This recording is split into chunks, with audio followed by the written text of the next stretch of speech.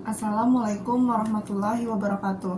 Perkenalkan, nama saya Hilmera Maulia dengan NIM 4322401098. Saya akan mempresentasikan bab 5 tentang integrasi iman, Islam, dan insan dalam membentuk manusia seutuhnya. Insan kamil dengan dosen pengampu Dr. Siti Munawati, Magister Pendidikan Islam. Nah, yang pertama ini latar belakang pendidikan Islam tidak hanya bertujuan mencerdaskan akal, tetapi juga membentuk manusia yang utuh, seimbang, dan harmonis antara aspek spiritual, intelektual, dan sosial.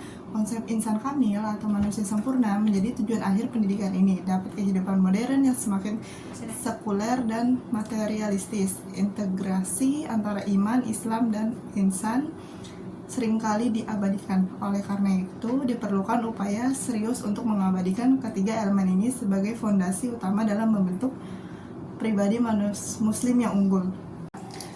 Yang kedua ini ada konsep iman. Iman merupakan keyakinan yang tumbuh dalam hati, diucapkan dengan lisan, dan diwujudkan melalui tindakan nyata. Seorang muslim yang beriman akan menerima dan mengamalkan 6 rukun iman, yaitu beriman kepada Allah, malaikat, kitab, rasul, hari kiamat, serta kodo dan kodar. Dalam pandangan Islam, iman bukan hanya soal keyakinan, tapi juga tindakan nyata yang mencerminkan keselarasan antara hati, ucapan, dan perilaku.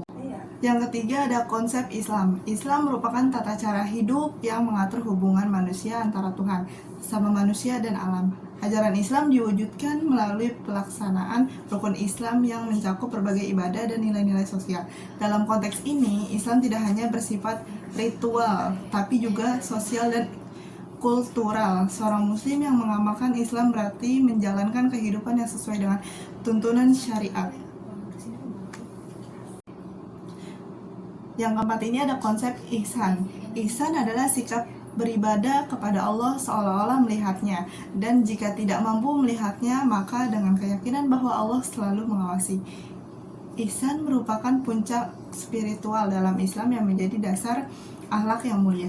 Rasulullah SAW menekankan pentingnya ihsan tidak hanya kepada Allah, tetapi juga kepada sesama manusia, alam, bahkan hewan. Setiap perbuatan baik, sekecil apapun, akan mendapatkan balasan dari Allah Subhanahu wa Ta'ala. Yang kelima ini ada hubungan iman, Islam, dan ihsan. Iman, Islam, dan ihsan merupakan 3 unsur pokok yang saling terikat dan tidak dapat dipisahkan dalam membentuk pribadi muslim. Iman menjadi dasar keyakinan Islam dalam bentuk pengalaman lahiriah, dan ihsan adalah penghayatan spiritual. Ketiganya dapat dianalogikan seperti sebuah pohon, iman seperti akar, Islam sebagai batang, dan ihsan sebagai buahnya. Kesempurnaan dalam beragama hanya dapat dicapai ketika ketiganya terintegrasi secara harmonis dalam kehidupan sehari-hari. Nah, di sini ada flowchartnya. Flowchartnya itu mulai dari pendidikan Islam, ya kan? Integrasi 3 elemen itu iman, Islam, ihsan. Itu dia ada penguatan aspeknya itu spiritual, itu ada iman. Nah, praktik kehidupan itu ada Islam, dan keikhlasan dan keluasan itu ada ihsan.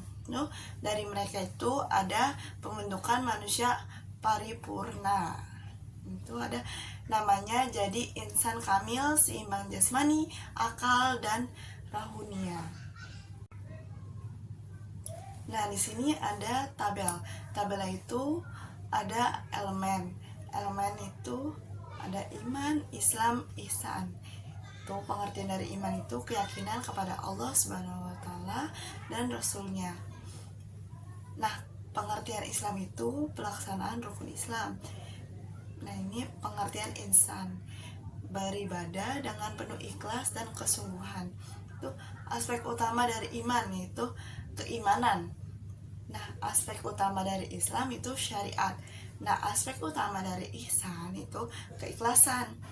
Nah, tujuan iman itu apa sih? Tujuan iman itu ada kekuatan spiritual. Nah, tujuan Islam itu kualitas kehidupan. Nah, yang terakhir itu ada tujuan ihsan. Tujuan ihsan itu kesempurnaan ibadah. Nah, yang keenam ini ada konsep insan kamil. Insan kamil adalah manusia sempurna yang mampu menyatukan keseimbangan antara jasmani dan rohani, akal dan hati, serta amal dan niat. Ia mencerminkan sifat-sifat inilah dalam kehidupan, seperti kasih sayang, keadilan, dan kebijaksanaan.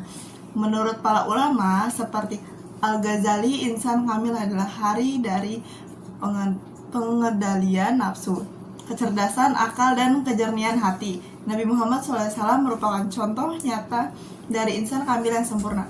Nah, yang ketujuh ini ada insan kamil dalam Al-Quran. Dalam Al-Quran, manusia disebut sebagai istilah yang berbeda-beda seperti Bashar, Anhas, dan Al-Insan, yang untuk menunjukkan kompleksitasnya. Insan kamil adalah pribadi yang mampu menyempurnakan 3 dimensi utama: jasmani yang sehat, akal cerdas, dan ruhani yang kuat. Ia tidak hanya sukses secara duniawi, tetapi juga dekat dengan Tuhannya. Tujuan hidup dalam Islam adalah mencapai derajat insan kamil ini. Yang terakhir ini ada kesimpulannya. Kesimpulan dari pembahasan ini adalah bahwa integrasi antara iman, Islam, dan insan merupakan kunci untuk membentuk manusia seutuhnya. Pendidikan Islam yang ideal tidak hanya fokus pada aspek kognitif, tetapi juga spiritual dan moral. Dengan mengintegralisasi ketiga konsep ini, seorang muslim dapat tumbuh menjadi insan kamil yang menjadi hamba sekaligus khalifah Allah di bumi, serta mampu menghadapi tantangan zaman modern dengan akhlak dan kesadaran yang tinggi.